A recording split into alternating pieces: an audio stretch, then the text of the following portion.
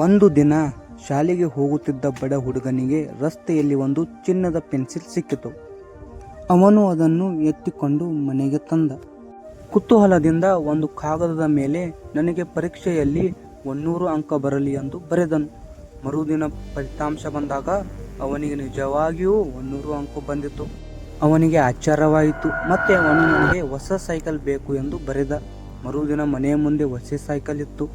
ಈಗ ಅವನಿಗೆ ಅರ್ಥ ಆಯಿತು, ಆ ಪೆನ್ಸಿಲ್ ಏನು ಬರೆದರೂ ಅದು ನಿಜವಾಗಿ ಮಾಡುತ್ತದೆ ಎಂದು. ಆದರೆ ಪೆನ್ಸಿಲ್ನಲ್ಲಿ ಒಂದು ಸಾಲು ಬರೆಯಲು ಮಾತ್ರ ಅವಕಾಶ ಉಳಿದಿತ್ತು. ಅವನು ತುಂಬಾ ಯೋಚನೆ ಮಾಡಿದ. ಏನು ಮಾಡಬೇಕು? ದೊಡ್ಡ ಮನೆ ಬೇಕಾ? ಬಹಳಷ್ಟು ಹಣ ಬೇಕಾ? ದುಬಾರಿ ಕಾರು ಬೇಕಾ? ಕೊನೆಗೆ ಅವನು ಹೀಗೆ ಬರೆದನು, ನಮ್ಮ ಊರಿನ ಎಲ್ಲ ಮಕ್ಕಳಿಗೂ ಒಳ್ಳೆಯ ಶಿಕ್ಷಣ ಸಿಗಲಿ ಎಂದು. ಮರುದಿನ ಊರಿನಲ್ಲಿ ಹೊಸ ಶಾಲೆ ನಿರ್ಮಾಣವಾಗುತ್ತಿತ್ತು. ಬಡ ಮಕ್ಕಳಿಗೆ ಉಚಿತ ಪುಸ್ತಕಗಳು ಕೂಡ. ಎಲ್ಲರೂ ಸಂತೋಷದಿಂದ ಓದಲು ಆರಂಭಿಸಿದರು. ಆ ದಿನ ಹುಡುಗನಿಗೆ ಒಂದು ವಿಷಯ ಅರ್ಥವಾಯಿತು. ನಮಗಾಗಿ ಕೇಳುವುದಕ್ಕಿಂತ ಇತರರ ಒಳಿತಿಗಾಗಿ ಕೇಳಿದರೆ ಅದರ ಸಂತೋಷವೇ ಬೇರೆ. ಇದರಿಂದ ಏನು ಅರ್ಥ ಆಯ್ತಂದ್ರೆ, ಸ್ವಾರ್ಥಕ್ಕಿಂತ ಪರೋಪಕಾರ ದೊಡ್ಡದು ಎಂದು.